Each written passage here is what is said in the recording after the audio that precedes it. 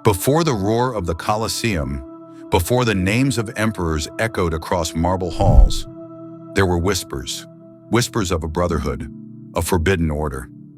Hidden beneath Rome's blood-soaked sands, men who fought not for freedom, not for glory, but for something far more dangerous: truth. This is their story, the gladiators Rome could not control, and the secrets it tried to bury forever.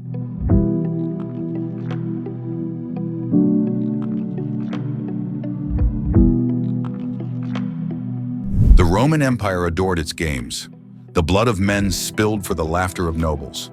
But beneath the surface of those grand events, deeper than the sand, deeper than the stone, something darker brewed. While most gladiators were slaves, criminals, or prisoners of war, a few were different. Chosen. Selected not for punishment, but for something else entirely. They were part of a hidden order, an elite force bred to protect one of Rome's most guarded secrets. Their existence? Denied. Their oaths? Unbreakable. Their missions? Unthinkable. They wore no insignia. They bore no titles. But their arena performances were flawless, not just for sport, but as coded signals. The Brotherhood's origin. It began with Emperor Domitian, a man both feared and worshipped. Historians wrote of his cruelty, his paranoia, but they never spoke of his private army beneath the amphitheater.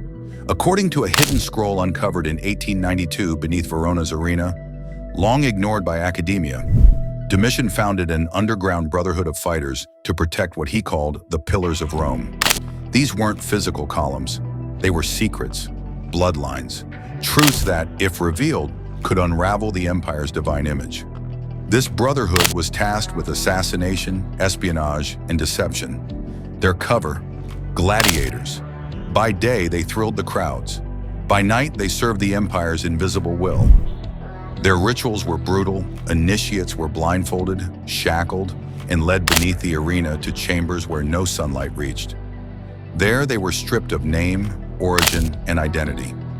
They received a new one, the mark of the Vindex, Latin for avenger. They were bound to the order not by chains to picturesque, but by knowledge. Secrets so dark, betrayal would mean death, not just for them, but for anyone they loved. Some whispered they guarded documents proving imperial assassinations. Others believed they knew the true lineage of emperors. And it wasn't divine, but what made them terrifying was their unity, fighting as one in the arena, bleeding together, dying without fear. It wasn't just combat, it was choreography, a dance of death perfected over years of silent oaths. Then came the betrayal. In 106 AD, a rising senator uncovered the Brotherhood's true purpose. He feared their loyalty to one another more than their loyalty to Rome. He branded them a threat to the state. A mass execution followed, disguised as a public cleansing of corrupt fighters. But it wasn't justice. It was erasure. Only one survived. His name? Unknown. The scrolls referred to him only as the last Vindex. He vanished after the massacre. Some say he fled to the edges of the empire.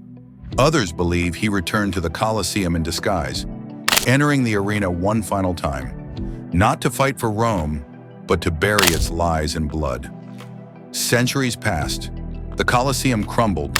Emperors fell. But now and then, during excavations, strange things are found. Carvings under arena floors no one can translate. Hidden tunnels in Pompeii's amphitheater that lead to nowhere, and yet were clearly used. Skeletons buried not in mass graves but side by side, as if still bound in brotherhood.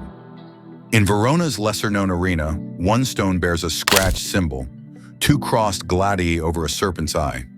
No one knows what it means, but old texts mention it once, in the forgotten scrolls of Domitian's reign. It is the mark of the Brotherhood. History is written by victors, but legends are carved by those who refuse to die quietly. The gladiator was once a slave, then a fighter, then something more. In the hidden veins of Rome, they became guardians of truth, guardians of memory, guardians of each other. They fought not for freedom, but for meaning, not for applause, but for legacy. And while Rome tried to erase them, Every time we speak their name, every time we ask what really happened beneath the arena, their blood echoes back. Because the truth never dies in silence.